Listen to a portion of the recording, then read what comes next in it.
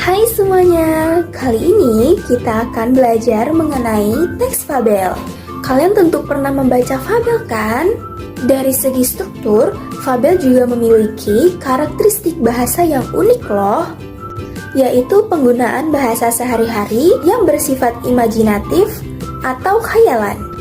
Pada semester lalu kamu sudah belajar cerita fantasi.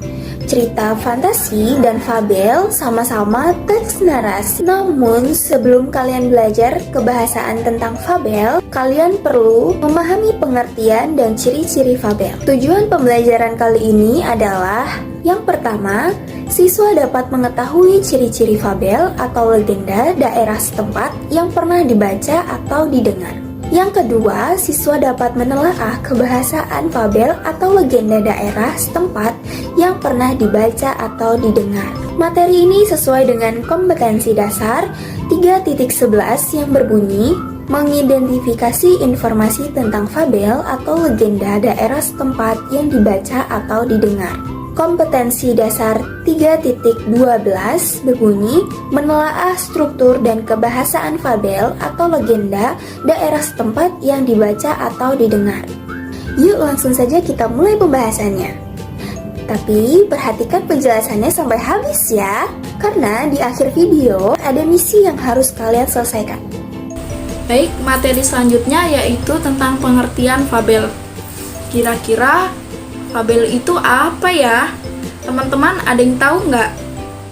Nah, fabel ini berasal dari bahasa Latin fabulat yang merupakan cerita fiksi tentang kehidupan binatang yang berperilaku menyerupai manusia.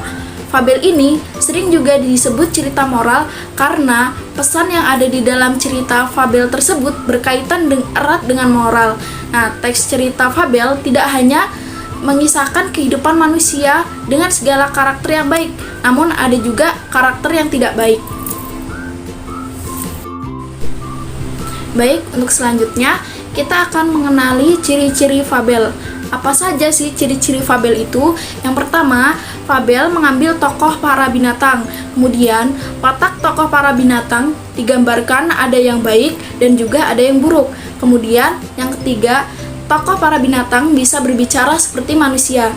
Kemudian yang keempat, cerita memiliki rangkaian peristiwa yang menunjukkan kejadian sebab akibat. Kemudian ciri-ciri yang kelima yaitu fabel menggunakan latar alam seperti hutan, sungai, kolam, dan lain-lain. Kemudian yang keenam, ciri bahasa yang digunakan. Nah, ciri bahasa yang digunakan ini ada kalimat naratif atau peristiwa.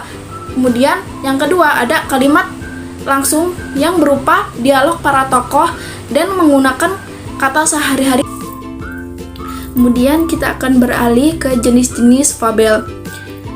Jenis-jenis fabel ditinjau dari pemberian watak dan latarnya. Yang pertama itu ada fabel alami. Nah, fabel alami ini menggunakan watak tokoh binatang dan latar cerita seperti pada kondisi alam nyata. Contohnya, kura-kura berwatak lamban dan singa itu berwatak buas dan juga ganas. Kemudian yang kedua itu ada fabel adaptasi. Fabel adaptasi ini adalah fabel yang mengubah watak asli para tokoh di dunia nyata dan menggunakan tempat lain sebagai latarnya. Contohnya seperti di rumah, di jalan, dan lain-lain. Kemudian jenis fabel ditinjau dari kemunculan pesan. Itu yang pertama, fabel dengan koda, berarti fabel dengan memunculkan secara eksplisit pesan pengarang di akhir cerita. Kemudian yang kedua, fabel tanpa koda. Nah, fabel tanpa koda ini tidak memberikan secara eksplisit pesan pengarang di akhir cerita. Nah, kemudian kita akan membahas struktur fabel. Nah, struktur fabel ini terdiri dari 4 bagian, yaitu orientasi, komplikasi, resolusi, dan juga koda. Nah, yang pertama akan kita bahas yaitu orientasi. Orientasi ini bagian awal fabel yang berisi pengenalan tokoh, latar waktu, latar tempat, dan juga latar tokoh. Kemudian yang kedua itu ada komplikasi. Komplikasi ini bagian yang berisi masalah atau konflik yang terjadi dalam cerita. Kemudian yang ketiga itu ada resolusi. Nah, resolusi ini bagian yang berisi penyelesaian dari masalah yang telah terjadi di dalam cerita. Kemudian yang keempat itu ada koda. Koda ini bagian akhir fabel yang berisi amanat atau pesan moral yang ingin disampaikan pengarang. Halo, kali ini saya akan membahas tentang kebahasaan teks fabel. Mohon disimak ya materinya. Teks fabel itu di dalamnya ada jenis apa saja. Nih, saya mau jelasin kalau kebahasaan teks fabel itu di dalamnya ada kalimat langsung. Kalimat langsung adalah kalimat yang diucapkan secara langsung kepada orang yang dituju. Kalimat langsung ditandai dengan pemakaian tanda petik. Ciri-ciri kalimat mencakup, yang pertama itu menggunakan tanda petik, yang kedua menggunakan intonasi untuk tanda tanya, datar untuk kalimat berita dan tanda seru, dan dilakukan dengan intonasi perintah jika memakai tanda seru. Kemudian juga ada kata ganti orang pertama dan orang kedua, seperti itu. Nah, untuk contohnya ada di salindia yang ada di belakang saya. Yang pertama, Ulu berkata, tanda petik, biarlah saya bernyanyi sendiri, tanda petik lagi.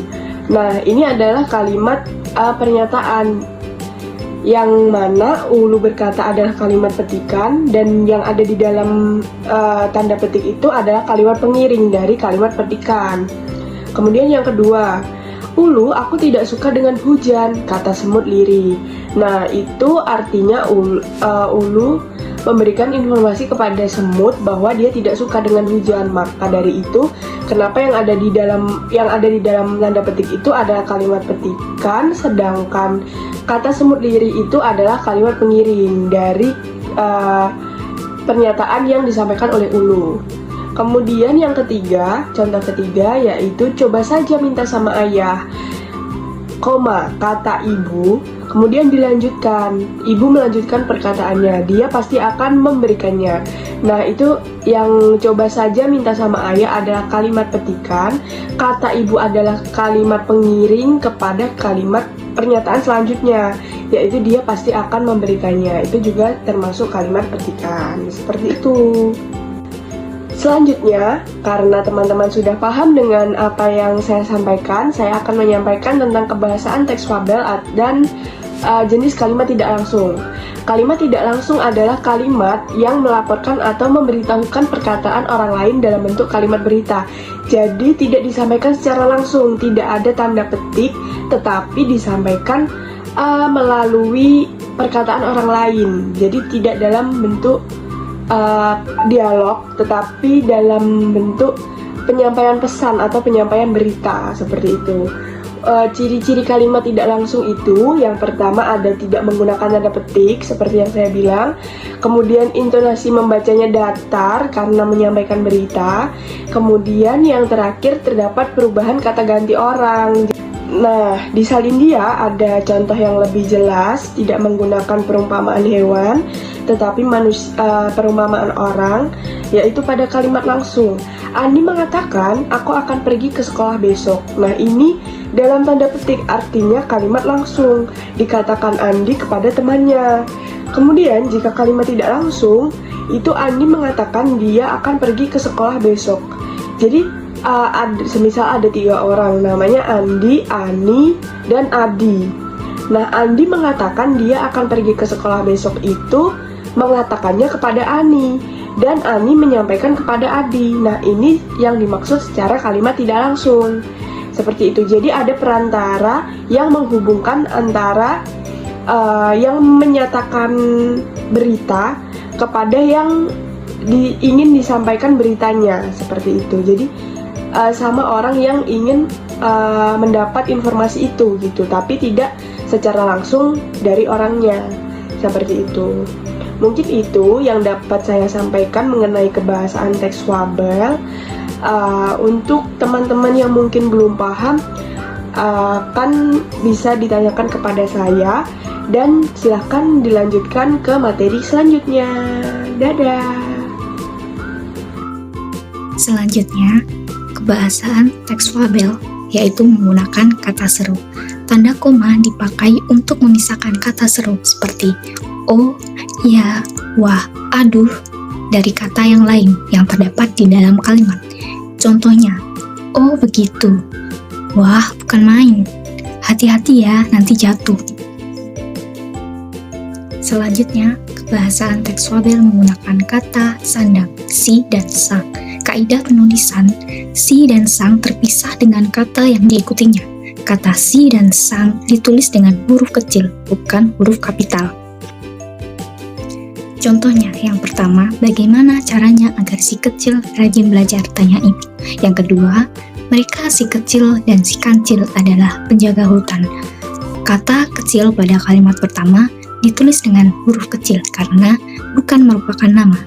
Pada kalimat kedua, kecil ditulis dengan huruf kapital karena dimaksudkan sebagai panggilan atau nama julukan. Pada fabel, nama binatang biasanya digunakan sebagai nama tokoh sehingga ditulis dengan huruf besar atau kapital. Kebahasaan teks fabel selanjutnya yaitu penggunaan kata depan. Yang pertama, kata depan di, ke, dari diikuti kata keterangan tepat atau keterangan waktu. Yang kedua, penulisan kata depan dipisah dengan kata yang mengikutinya. Contohnya, semut tinggal di lubang bawah pohon yang rindang itu. Penulisan kata di lubang dipisah karena menunjukkan keterangan tempat. Itik buruk rupa. Di tepi danau hiduplah seekor ibu itik yang sedang mengerami telur-telurnya. Satu persatu telur tersebut menetas. Betapa terkejutnya ibu itik saat melihat salah satu anak berbeda dari anak-anak yang lain.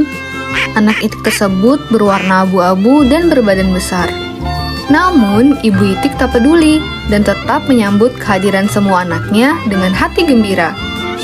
Saat ibu itik berenang bersama dengan anak-anaknya, hewan-hewan lain memandang anak itik yang berwarna abu-abu dengan tatapan mengejek.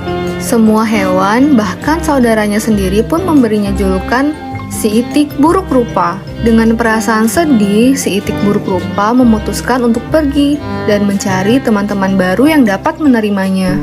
Dalam perjalanan, si itik buruk rupa bertemu dengan seekor anjing. Namun, anjing tersebut malah menjauhinya. Si itik buruk rupa pun melanjutkan perjalanan. Ia merasa kelelahan dan tertidur di depan sebuah rumah. Datanglah seekor kucing dan ayam yang lantas mengusir si itik buruk rupa. Ia pun kembali melanjutkan perjalanan dengan hati yang hancur, karena ia merasa tak ada hewan yang mau menerima dan berteman dengannya. Tanpa disadari, musim berganti, dan si itik buruk rupa pun tumbuh semakin besar.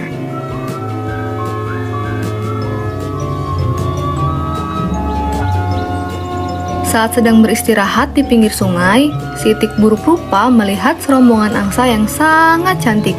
Ia merasa iri melihat kecantikan para angsa tersebut. Salah satu angsa menyapanya dan bertanya, "Mengapa Itik terlihat murung?" Itik pun menceritakan kisah sedihnya menjadi anak itik yang buruk rupa. Rombongan angsa hanya tertawa. Rombongan angsa mengajak si itik buruk rupa untuk turun ke sungai. Betapa terkejutnya si itik saat melihat pantulannya di sungai. Ia melihat sesosok angsa putih yang sangat cantik.